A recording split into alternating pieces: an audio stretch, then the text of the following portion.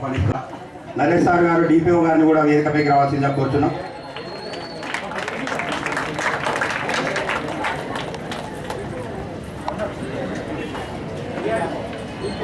DPR Naresh sir గారిని కూడా వేదికపైకి రావాల్సిందిగా కోరుతున్నాం సార్. చోళేశ్వర్ గారు యువజన సంఘ నాయకులు గారిని కూడా వేదికపైకి రావాల్సిందిగా కోరుతున్నాం. అదేవిధంగా చుక్క నవీన్ గారు, అదేవిధంగా బొడ్డు రాజేష్ గారు యువజన సంఘ సమితి అధ్యక్షులు గారిని కూడా వేదికపైకి రావాల్సిందిగా కోరుతున్నాం. అట్లాగే శ్రీ పడాల విశ్వ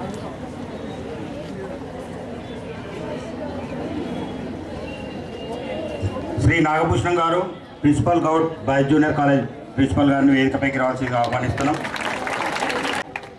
డివైఎస్ఓ గారిని కూడా వేదికపైకి రావాల్సిందిగా కోరుతున్నాం. అదేవిధంగా స్థానిక కౌన్సిలర్ గారు కూడా వేదికపైకి రావాల్సిందిగా కోరుతున్నాం. ఎవరు కౌన్సిలర్ ఉన్నా కూడా అందరినీ కూడా వేదికపైకి రావాల్సిందిగా ఆహ్వానిస్తున్నాం.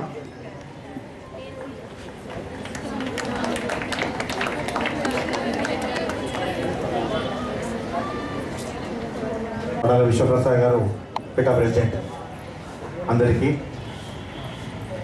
మరియు కలెక్టర్ గారు శ్రీ షేక్ యాస్మిన్ బాషా గారికి, అలాగే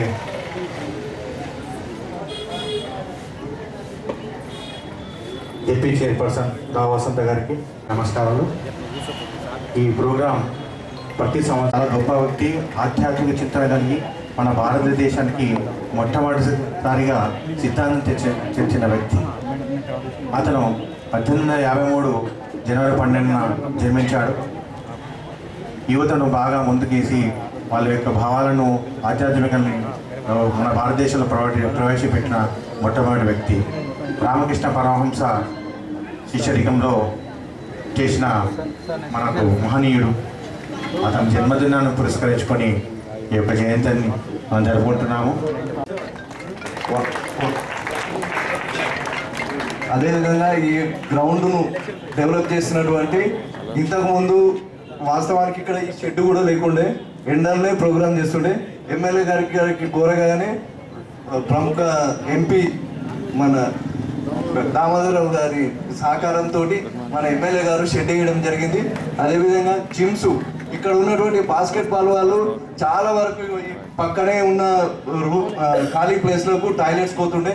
ఎమ్మెల్యే గారి కోరగానే అక్కడ ఒకటి కొత్త టాయిలెట్, అదేవిధంగా జిమ్స్, ఐమాక్స్ లైట్ చనిపోతే ఉండే పరిస్థితి ఉండే. ఇక్కడనే పక్కన ఉన్న అపార్ట్మెంట్ వాళ్ళు అన్నం తినేటప్పుడు ఆ ఏడ్సుడు ఇవన్నీ చూసి ఎన్నోసార్లు నాకు ఫోన్ చేయగానే దాన్ని మళ్ళీ ఆధునికంగా తీసుకొచ్చి ఆ రైతు బజార్ను ఓపెన్ చేసి ఇప్పుడు ఉన్న పరిస్థితిలో మంచి ఈ చుట్టుపక్కల ఉన్నటువంటి అందరికీ రైతు బజార్ అనేది ఒక ముఖ్య కార్యక్రమాన్ని నిర్వహిస్తున్నాము. దానికి మూలమైనటువంటి వివేకానందుని జయంతి. సో మనము వివేకానందుని జయంతిని ఎప్పుడు చేసుకుంటున్నాము? ఎన్ని సంవత్సరాల తర్వాత? 21 ఏళ్ళ తర్వాత కూడా మనము స్మరించుకుంటున్నాము ఒక వ్యక్తిని. కానీ అతను మరణించినప్పుడు ఎంత వయసులో? 40 సంవత్సరాలకి లోపలే, 39 సంవత్సరాలకే మరణించింది. మనందరం ఇప్పుడు ఏ గ్రూప్లో ఉన్నాం? 20 లోపల ఉన్నాం కదా. 20 లోపల మనకి చదువుకోవడం చేయడము అంతా తెలిసి కొంచెం చదువులోకి వచ్చేటప్పటికి 20 ఏళ్ళు వచ్చేసింది. మరి 20 ఏళ్ళ నుంచి 39 ఏళ్ళ మధ్యలో, అంటే 19 సంవత్సరాల మధ్యలోనే ఒక వ్యక్తి సంపూర్ణతను సాధించుకున్నాడు అంటే అతను మొదటి నుంచి క్రమశిక్షణతోటి సరైన దారిలో ఉంటేనే ఆ ఏజ్ లోపే అంత కీర్తి ప్రతిష్టలు వస్తాయి. మనం చూసినట్టయితే స్వాతంత్ర పోరాటానికి ముందు చాలా మహామహులు ఎవరైతే ఉన్నారో అందరూ కూడా యువకులుగా ఉన్నప్పుడే వాళ్ళు పెద్ద పెద్ద పనులు చేశారు.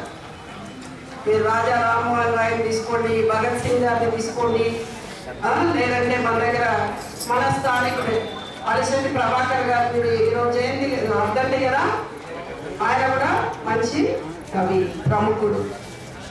సో అట్లా ఫెడరల్ కాస్ట్రోని తీసుకోండి, ప్రపంచంలో చూసినట్లయితే చెగువేరాలు చూసుకోండి.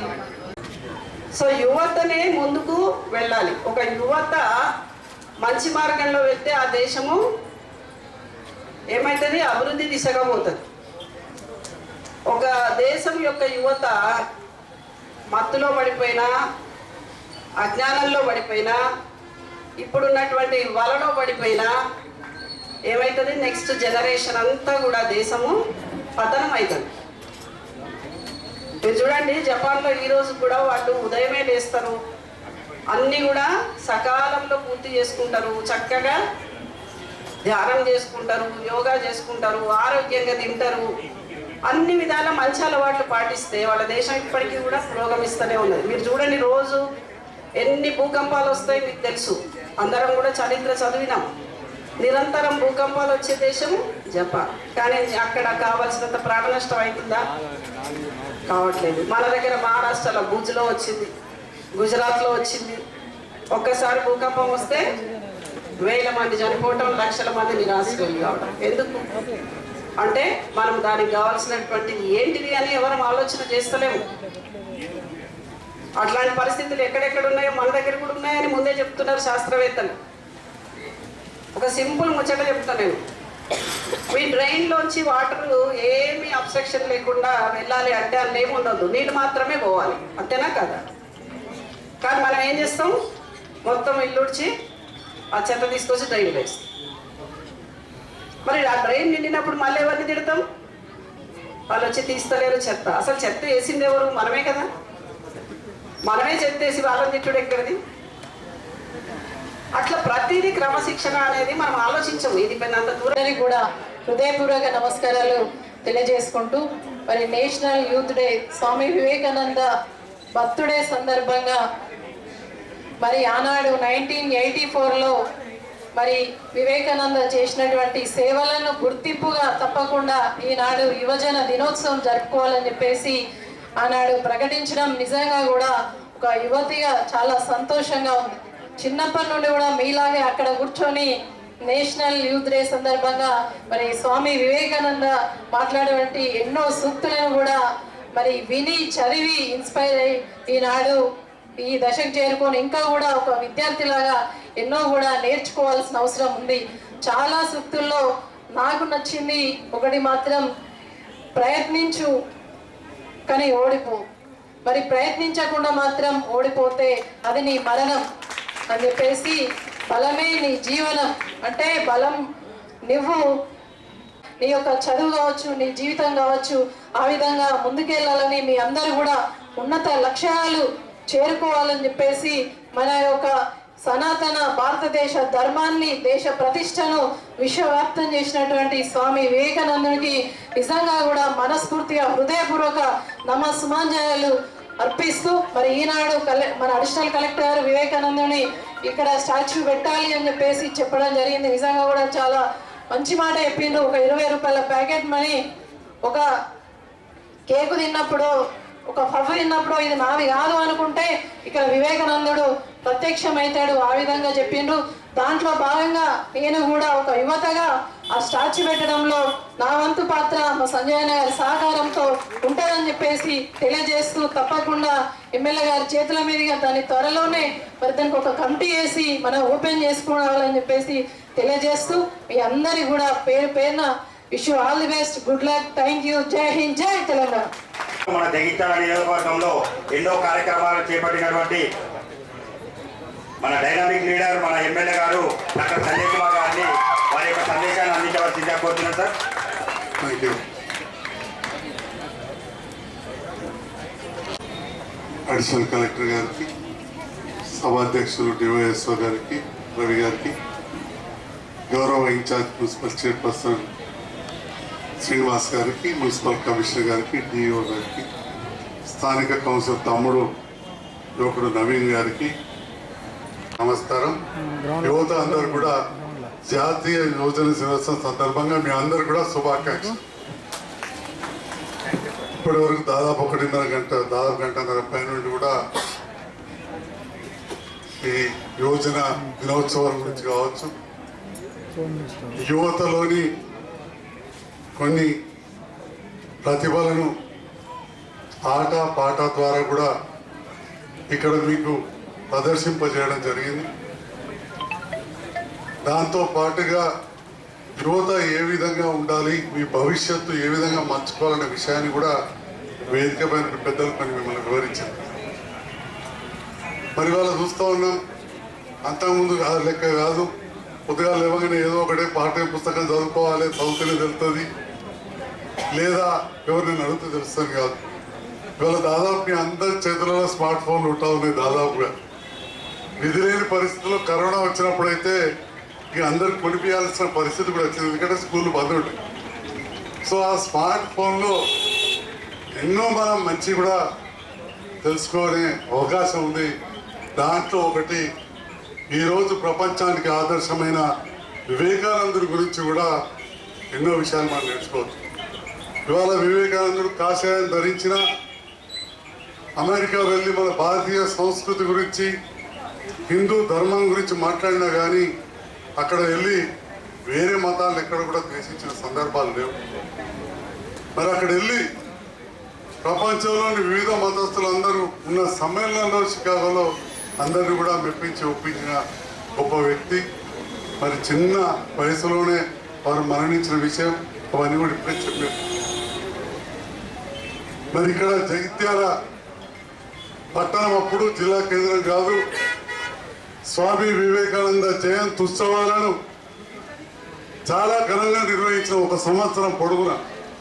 ఆనాడు నేను రాజకీయాల్లో లేను, ఇక్కడే పక్కనే ఒక డాక్టర్ ఉన్న సందర్భంలో వివిధ కార్యక్రమాల్లో నేను పాల్గొంటా కాబట్టి అప్పుడు వివేకానందుని అభిమానులు కావచ్చు, కొందరు అధికారులు నన్ను ఆ జయంతి ఉత్సవాల సందర్భంలో అధ్యక్షుడిగా నన్ను ఉంచడం, యువత అప్పుడు ఎంతో సహకరించడం జరిగింది.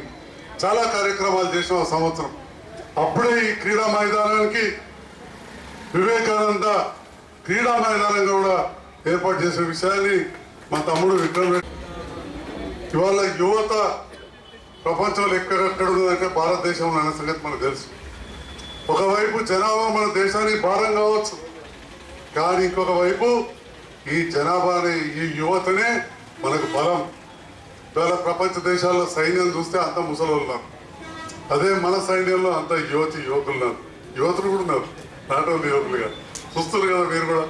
పైలట్ల దగ్గర నుంచి మన అంతరిక్షం వరకు కూడా అమ్మాయిలు వెళ్తా ఉన్నారు, ఎక్కువ మంది అమ్మాయిలు.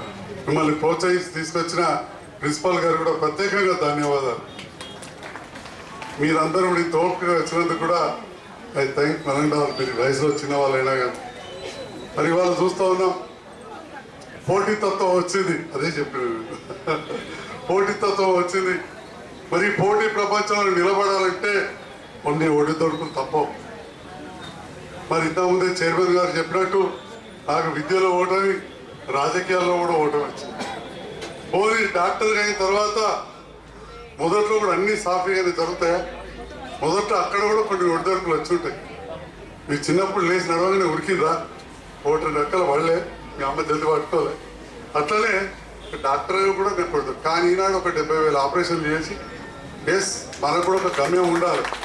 నేను ఎమ్మెల్యే ఎడగవచ్చు, 1,00,000 ఆపరేషన్లు వేయాలని చెప్పి నిర్ణయించి ఇంకో 30,000 చేద్దాం. ఆ భగవంతుడి శక్తి అని చెప్పి కోరుకుంటాను.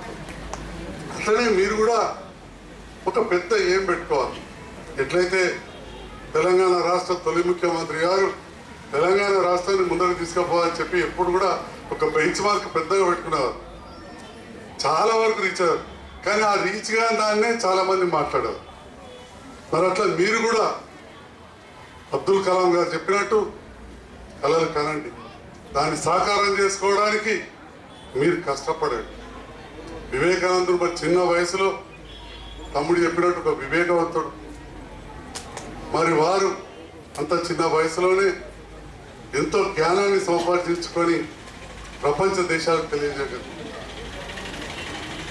మరి ఇక్కడ జగిత్యాల జిల్లా కేంద్రంలో ఇంతకు చెప్పినట్టు ఇటు ఆడుకోవడానికి మైదానాలు బాగా చేయడం కావచ్చు, జిమ్ములు చేయడం, వాకింగ్ ట్రాక్, ఎస్కేఎన్ఆర్లో రన్నింగ్ ట్రాక్, దాంతో పాటుగా ఇండోర్ స్టేడియం దాదాపు పూర్తి అయిపోతూ ఉన్నది. మంచి లైబ్రరీని కూడా జగిత్యాల పట్టణంలో దరూర్ క్యాంపులో దాదాపు ₹1 కోటి నిర్మాణం అవుతుంది. అదనంగా ఇంకా ₹2 కోట్ల కూడా మన అధికారులు లైబ్రరీ డిపార్ట్మెంట్ కు సమకూర్చి ఇచ్చినందుకు కూడా నేను అధికారులకు కూడా ధన్యవాదాలు తెలియజేస్తాను. ఏర్పాటు చేయాలని చెప్పి అందరికి కూడా బలమైన కోరిక ఉంది.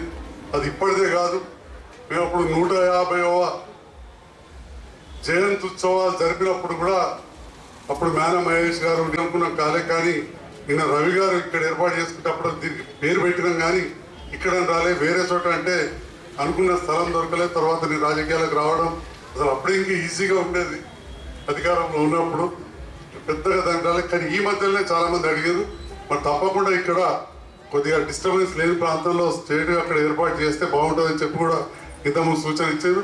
జడ్పీ చైర్మన్ గారు ఇంతకుముందు ఆ విషయం ప్రస్తావించారు. తప్పకుండా నాకైతే ఒక విగ్రహాన్ని కాదు, అసలు ఈ గ్రౌండ్ చాలా పెద్ద ఉండే, ఇక దాని గురించి మాట్లాడదలుచుకోలే. రకరకాల కారణాల వల్ల కొంత చిన్నగా అయిపోయింది, కానీ ఒక ధ్యాన కేంద్రం, ఒక మెడిటేషన్ హాల్ కూడా ఉంటే బాగుంటుంది. కానీ మన స్థలం ఎట్లా పెద్దదో చూడాలి.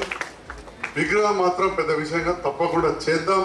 చేసిన తర్వాతనే మళ్ళీ జయంతి ఉత్సవాలు జరుపుకుందామని చెప్పి ఈ సందర్భంగా తెలియజేస్తూ నాకు ఈ అవకాశం ఇచ్చిన జిల్లా యోజన అధికారి రవి గారికి, వారికి సహకరించిన మా పీఈటీస్ అందరికీ పేరు పేరున హృదయపూర్వక ధన్యవాదాలు తెలియజేస్తా ఉన్నా. ఇప్పుడు వైఎస్ఆర్ యూనివర్సిటీ అన్నారు, నేను ఫస్ట్ స్పోర్ట్స్ సెక్రటరీ, అప్పుడున్న పీఈటీ కొత్త పిల్లాడు, ఇంకా రిటైర్ కాలేదు, త్రిమూర్తి గారు అని అప్పుడప్పుడు ఫోన్ చేస్తూ ఉంటాడు. సో కానీ ఇవాళ ప్రతి గ్రామంలో, జగిత్యాల పట్టణంలో కూడా దాదాపు 20 పైన క్రీడా ప్రాంగణాలు ఏర్పాటు చేసి ప్రతి ఊరూరుకు ఒక క్రికెట్ కిట్, ఒక వాలీబాల్ కిట్ అంటే నెట్తో సహా ఇవ్వడం, క్రీడా ప్రాంగణాలు ఏర్పాటు చేసిన ప్రభుత్వం. దాంతో పాటుగా ప్రతి గ్రామానికి కూడా 75 టీ-షర్ట్లు కూడా ఇవ్వడం జరిగింది. 75 టీ-షర్ట్లు. జగిత్యాల పట్టణంలో కూడా ఎక్కడ స్థలం ఉంటే అక్కడ ప్రతి వార్డు కూడా ఇవ్వడం జరిగింది. గౌరవ మున్సిపల్ కమిషనర్ గారికి నేను ఒకసారి గుర్తు చేస్తా ఉన్నా, వేదిక పైన దయచేసి మీరు అందజేయాలి. మళ్ళీ దరూర్ క్యాంపులో కూడా అడిగారు, ఇమ్మీడియట్గా అందుబాటులోకి తీసుకురావాలి అక్కడ క్రికెట్ కిట్ కానీ అది కానీ. అదేవిధంగా ఎస్కేఆర్ డిగ్రీ కళాశాలలో కూడా అడిగారు, అక్కడ కూడా ఏర్పాటు చేయండి. ఈ ప్రాంత వార్డ్ ఆఫీసర్ ఎవరు ఇచ్చారు, ఇక్కడ హ్యాండ్ ఓవర్ అయిందండి, మరి ఇక్కడ కూడా కాలేదంటున్నారు. డివైఎస్ఓ గారు ఇమ్మీడియట్గా మీరు హ్యాండ్ ఓవర్ చేసుకుని దయచేసి గ్రామాన మరి ఇక్కడ గ్రౌండ్స్ ఏవేవైతే క్రీడా ప్రాంగణాలు చేసినామో అందరు కూడా సరిపోయండి కిట్స్ వచ్చినాయి. వాటి ఇంకా అదనంగా కూడా 2-3 వచ్చినాయి దిగారు, అదనంగా కూడా ఉన్నాయి. తప్పకుండా ఇమ్మీడియట్గా అందజేయాల్సిందిగా ఈ సందర్భంలో మీ అందరూ కూడా